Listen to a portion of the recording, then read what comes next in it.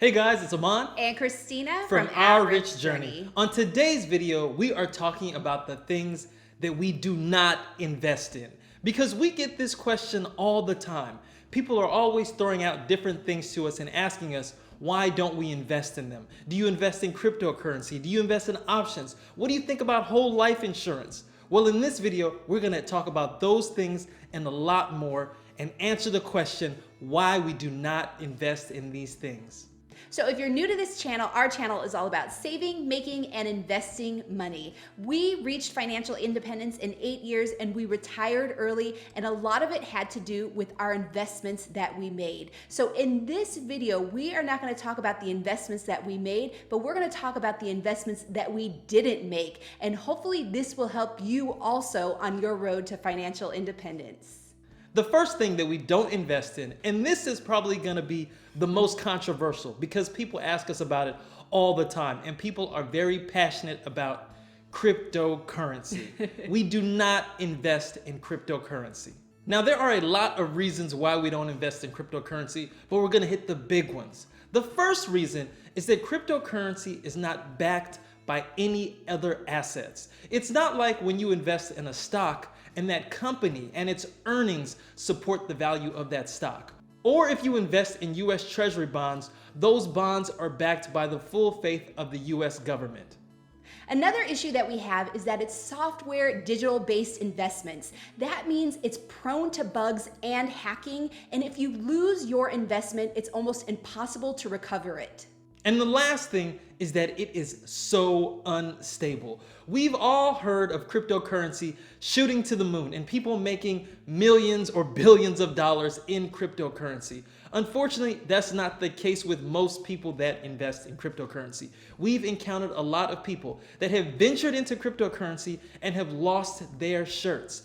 And the thing about cryptocurrency is that there are so many different flavors. I mean, we've all heard of Bitcoin, and most people consider Bitcoin to be the one cryptocurrency that is the safest to invest in. But even Bitcoin has been proven to be very unstable. The fluctuations go up and down, and sometimes without any real reason for the change in value. So for us, cryptocurrency is just too risky. But don't get us wrong, we are not risk averse. We do invest in the stock market, which involves risk. But for us, cryptocurrency is just too risky. The next thing we don't invest in is options. Now, options may be new to a lot of you, but people are really catching on to this idea of making money investing in option contracts. And we are not fans of this because you only hear the happy stories. You only hear about people making money no matter what the stock market does. If it goes up, if it goes down, they're making money on their options. Well, that is not the case. So for those of you that aren't familiar with options trading, it's a contract that gives you the option to buy and sell a particular asset, and we'll say stocks, for example, at a predetermined price in the future on a specific date or a period of time, of course, in the future. So in order to be successful as an options trader, you need to get 3 things right. First, you need to predict the direction that the stock will head. It's either going to move up or down, and you have to predict the right direction. Second, you also need to be able to predict how low or high the price will go. And third, you also have to be able to predict the time frame of when it will go up or down. Now, this is the definition of market timing and speculation, and we are not fans of either one of these things. We think that if you are a long-term investor, which we are, you don't make these types of bets. This is the closest you can get to gambling in our opinion, and we do not gamble with our money. So this is why we do not invest in options. The next thing we don't invest in is whole life insurance. Now, I put this on our Instagram a couple of months ago, and you should have seen the insurance salesmen come out of the woodworks. They were hating on this post. Now, I didn't say that we don't have insurance. We have life insurance, but we do not invest in whole life insurance. So, for those of you that are unfamiliar with whole life insurance, it's just like it sounds. It provides coverage for the entire life as long as you're paying those premiums. And it also has an investment component to it. So, the investment component is known as the policy's cash value, and the cash value can grow in a tax deferred account. And so, a lot of people like whole life insurance because of this aspect. But for us, we think there are several cons with whole life insurance. So one of the cons is during the first couple of years that you're paying your premiums, most of those premiums are going towards fees and commissions. You're not actually growing your cash value in your investment. So in general, with whole life insurance, it can take 10 to 15 years before you accumulate enough money in cash value in order to take money out in your policy or as a loan. The second thing is that whole life insurance is very expensive. I mean, when you compare whole life insurance to term insurance, it is 10 times more expensive to own a whole life policy. And the selling point that they make with whole life is that you're not just buying insurance, you're also making an investment.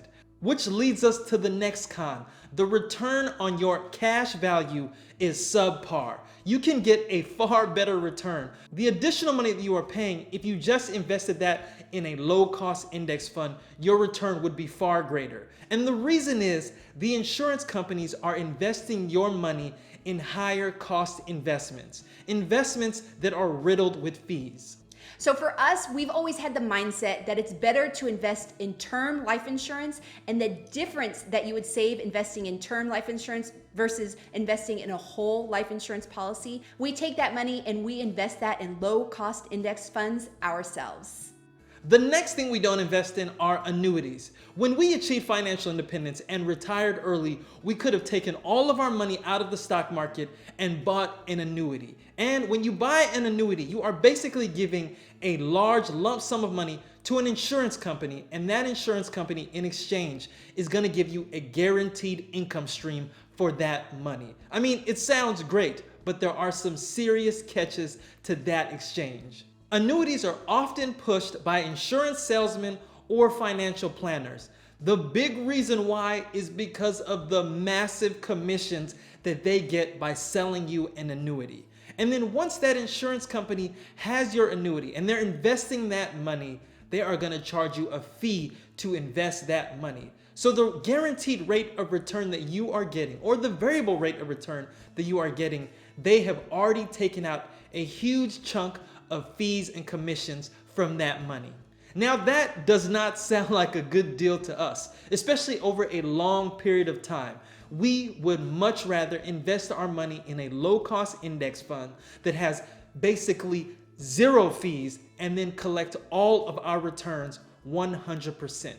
So this is why we always stress that financial literacy is so important. If you understand how to make proper investments, then you actually don't need those annuities that have those high fees and high commissions. Instead, you can just invest and take a higher rate of return by doing it yourself. And because you have those higher returns, your returns are keeping up with the rate of inflation and exceeding the rate of inflation. With most annuities, they do not take into account the rate of inflation. Now you can pay in order for the annuity to take into account the rate of inflation, but then of course the fees and the costs associated with that go up as well.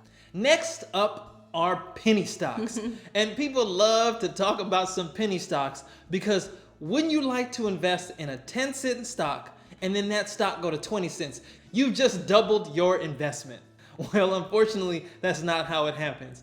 Penny stocks are an investor's trap. So the term penny stock is a security generally issued by a very small company that trades less than $5 per share. A lot of people are attracted to this because if you don't have a lot of money to invest, a company that's selling a share for less than $5 a share is very attractive. So the problem with this, though, is that these companies are generally very bad companies with very bad financials. Not all of them, but the majority of them are bad companies with bad financials, and this results in a lot of volatility. So this has the recipe for so many things that we do not like investing in. First of all, there's a lot of speculation, there is a lot of risk, and there is a lot of volatility. And there is a lot of failure with these companies. You can lose all of your money. The next thing we don't invest in are collectibles.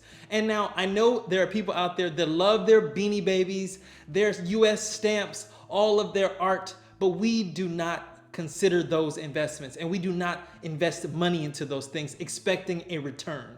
So collectibles can be a wide range of things like dolls, comic books, antique furniture, old cars. All of these things may be fun to buy and to hold, but we do not consider them very good investments.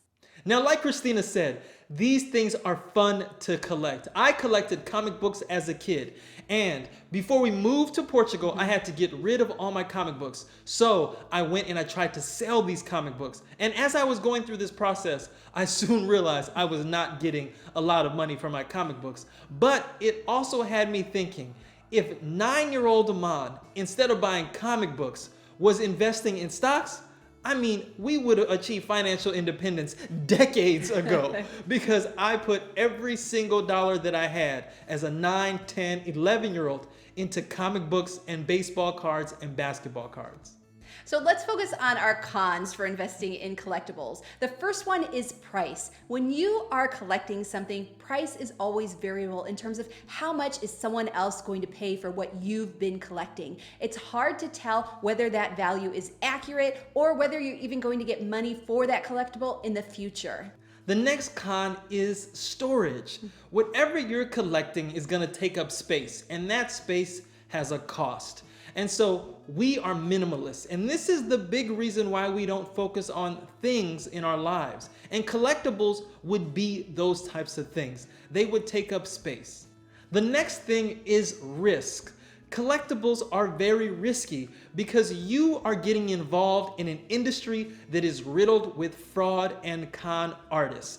Imagine trying to tell the difference between a certain piece of art. You don't really know unless you are an expert, and even sometimes experts can be fooled. So when you are collecting things, this is something that you have to be concerned about. Counterfeits, people conning you, all of these things add to the risk of this type of investment. The last issue is the return on your investment. We are all about making investments that have a good return. And when we invest in the stock market or in real estate, there is a predicted return because we have history as our guide.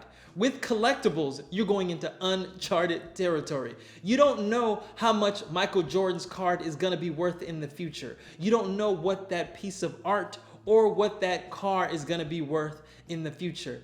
You are guessing. And finally, we don't invest in bonds or gold. And we're not gonna go into detail as to why we don't invest in those two things because we actually already created 2 different videos as to why we don't invest in them. So if you're interested in learning specifically about us not investing in bonds or gold, you can check out those videos and we'll leave a link in the description below. So those are the things that we do not invest in. Now, our whole concept of investing is that we always make sure that we're investing with a plan. And those type of investments did not support our plan for FIRE. Maybe they support your plan for FIRE. But what we wanted to do was share those types of investments that we don't make and the reasoning behind it so that you could think about that as you're developing your own FIRE plan. Now, if you want to think of more things about money, we have an announcement. Our girls have started their own official YouTube channel called Our Rich Journey Junior. So if you guys are interested in learning through juniors, our daughters, on how to save, make, and invest money also, they have their new channel up and they just posted their videos, so we'll leave a link for that video in the description box below. And of course, if you like this video, make sure you give us a thumbs up, subscribe to our channel, and join the journey.